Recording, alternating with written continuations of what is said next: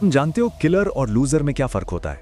Killer कभी कुछ गिरने नहीं देता और लूजर सब खो देता है।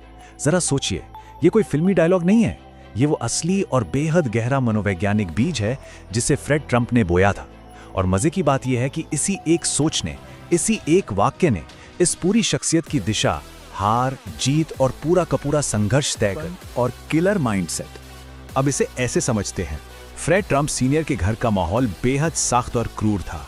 वहां बच्चे सिर्फ बच्चे नहीं थे, उन्हें या तो एसेट यानी संपत्ति माना जाता था या फिर लायबिलिटी यानी बोझ। घर में दुनिया साफ तौर पर दो हिस्सों में बटी थी, किलर और लूजर। जब डॉनर सिर्फ 13 साल के थे, उन्हें मिलिट्री एकेडमी भेज दिया गया। वहां सरवाइव करने के लिए उन्होंने खुद को एक सख्त, भावनाहीन किलर में ढाल लिया। वहीं दूसरे तरफ उनके बड़े भाई फ्रेडी, वो एक एयरलाइन पायलट बने, लेकिन पिता की नजर में ये लूजर होने की निशानी थी, क्योंकि इससे इमारतें तो जो नहीं बनती थी। इसी भारी दबाव ने फ्रेडी को पूरी तरह तोड़ दिया और अंततः उनकी जान चली गई। इमेज और ब्रांड का भ्रम। 1980s के दशक तक आते आते एक कमाल की और सच कहूं तो थोड़ी अजीब रणनीति देखने को मिली। पब्लिक इमेज को ही सबसे बड़ा हथियार बना लिया गया। मतलब इमेजिन कीजिए, जॉन बैरन या जॉन मिलर नाम के पीआर एग्जीक्यूटिव बनकर पत्रकारों और फोर्ब्स मैगजीन को कॉल किए जा रहे हैं। और हैरानी की बात, ये नाम पूरी तरह फेक थे। इन फेक नामों के पीछे खुद डोनाल्ड ट्रंप थे, जो अपनी नेटवर्थ बढ़ाकर बता रहे थे। यहां तक कि जब तलाक हो रहा था, तब भी जॉन मिलर बनकर अपनी ही तारीफों के किस्से मीडिया को सुनाए गए। फेक व्यक्ति बात कर रहा था, लेकिन इसका सारा का सारा फायदा सिर्फ और सिर्फ एक इंसान को मिल रहा था। लेकिन बाहर से सोने जैसी चमकती इस परफेक्ट इमेज के पीछे असलियत कुछ और ही थी। अप्रैल 1990 में जब दुनिया का 8वां अजूबा कहा जाने वाला ताजमहल कसिनो खुला, तो बाहर से सब आलीशान था, लेकिन अंदर था $3.4 बिलियन का विशाल कर्ज, और वो भी 14% की भारी भरकम ब्याज दर पर। इस आंकड़े को थोड़ा और करीब से समझते हैं। $6,80,000।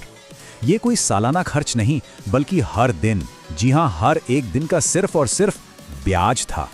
ये सिर्फ एक कर्ज नहीं था, बल्कि एक टिक टिक करता हुआ टाइम बम था। पूरा एम्पायर अंदर से खोखला हो चुका था, और इस कड़वी सच्चाई से अब ज्यादा दिन छुपना मुमकिन नहीं था। फिर आता है जून 1990 का वो मशहूर Trump tower boardroom stand of. बिना किसी वकील के अकेले दुनिया के सबसे बड़े बैंकों के सामने बैठकर कहा गया, मेरा नाम ही तुम्हारी गारंटी है। नाम को खत्म करोगे तो अपनी इन्वेस्टमेंट को खत्म करोगे। ये सच में हैरान करने वाला था। दुनिया के सबसे ताकतवर बैंकों को यकीन दिला दिया गया कि अगर वो डूबे तो बैंक भी साथ डूबेंगे। और नतीजा, कंगाल होने के बावजूद अपनी शर्तों पर $65 मिलियन की नई क्रेडिट लाइन हासिल कर ली गई। ये अपने नाम को ढाल बनाने का एक ऐसा मास्टर स्ट्रोक था जिसने सबको दंग कर दिया। पर खैर, कहानी में एक विडंबना भी है। दिसंबर 1990 तक आते आते पैसे चुकाने का समय आ गया, और पैसे थे नहीं। तब फ्रेड ट्रंप सीनियर ने अपने वकील को ट्रंप कैसल कसिनो भेजा। उस वकील ने $3.5 मिलियन के गेमिंग चिप्स खरीदे और बिना कोई गेम खेले लौट गया। जो इंसान पूरी जिंदगी पिता की छाया से बाहर निकलकर खुद को इंडिपेंडेंट दिखाना चाहता था, उसे बचाने के लिए अंत में पिता को ही एक गैर कानूनी बेलआउट का सहारा लेना पड़ा। राजनीति का नया रियलिटी शो। टेलीविजन ने मानो एक नई जिंदगी ही दे दी। द अप्रेंटिस शो ने एक ऐसे जीनियस बिजनेसमैन की बेदाग छवि पेश की जो कभी गलत नहीं हो सकता, भले ही असल जिंदगी में 6 कंपनियां दिवालिया हो चुकी हों। इसी अजय सेलिब्रिटी इमेज के साथ जून 2015 में गोल्डन एस्केलेटर से इलेक्शन कैंपेन शुरू हुआ। मीडिया ने शुरुआत में इसे एक टीआरपी स्टंट समझा, लेकिन इसी कवरेज ने अरबों डॉलर का फ्री एयर टाइम दे दिया। और फिर नवंबर 2016 में सारे ओपिनियन पोल्स और विशेषज्ञों को गलत साबित करते हुए वो दुनिया के सबसे ताकतवर पद पर पहुंच गए। ये राष्ट्रपति कार्यकाल भी बिल्कुल किसी रियलिटी शो के सेट जैसा ही महसूस हुआ। ग्लोबल गवर्नेंस को भी यू आर फायर्ड वाले अंदाज में चलाया जा रहा था। मई 2017 में FBI डायरेक्टर को बिना नोटिस दिए बस एक बॉडीगार्ड के जरिए टर्मिनेशन लेटर भेजकर निकाल दिया गया। रूस के मामले में अपनी खुद की खुफिया एजेंसियों की बजाय विदेशी नेता व्लादिमीर पुतिन की बातों पर भरोसा जताया गया। और फिर 2020 में आई कोविड महामारी, जिसे ना तो फायर किया जा सकता था और ना ही PR से कंट्रोल किया जा सकता था। नैरेटिव कंट्रोल करने की पुरानी तरकीबें यहां धरी की धरी रह गई। सिस्टम से टकराव और वापसी। 2020 के चुनावों के बाद जो हुआ वो अमेरिकी इतिहास में पहले कभी नहीं हुआ था। चुनाव से पहले ही अक्टूबर में स्टीव बैनन ने प्लान बना लिया था कि नतीजे जो भी हों, इलेक्शन नाइट पर जीत का ही ऐलान करना है। और रात 2:30 बजे बिल्कुल ऐसा ही हुआ। जब नतीजे खिलाफ गए तो उन्हें मानने से सीधा इनकार कर दिया गया। जनवरी में एक कॉल लीक हुई जिसमें चुनाव अधिकारियों से 11,780 वोट खोजने की मांग की गई। ये सब एक बहुत ही भयंकर टकराव की तरफ जा रहा था, जिसका अंत 6 जनवरी 2021 को अमेरिकी कैपिटल पर हुए ऐतिहासिक हमले के रूप में हुआ। 6 जनवरी के ये आंकड़े बहुत कुछ बयां करते हैं।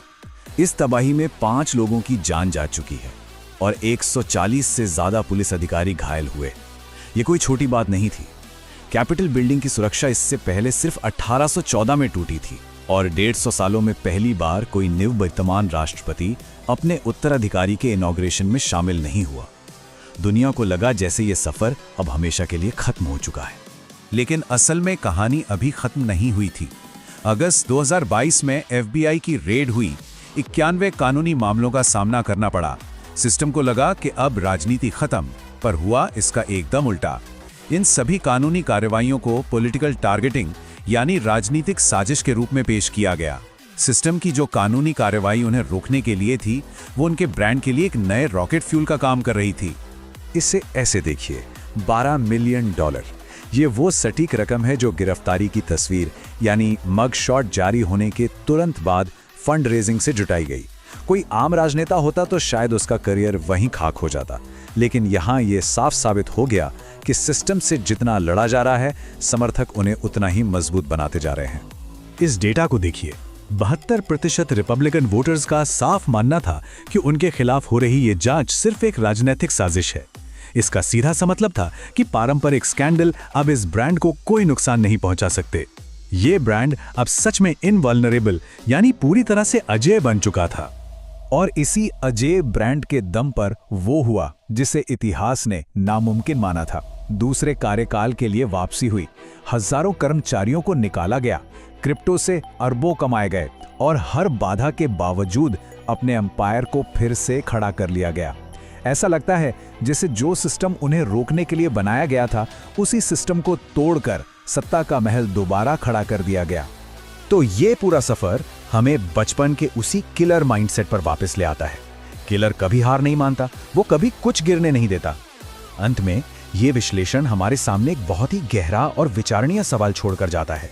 क्या हमारा सिस्टम ऐसे किसी इंसान को रोकने के लिए डिजाइन किया गया था, या फिर जिस तरह का हमारा ये सिस्टम है उसमें इस तरह के इंसान का सत्ता के शीर्ष तक पहुंचना आज नहीं तो कल तय ही था।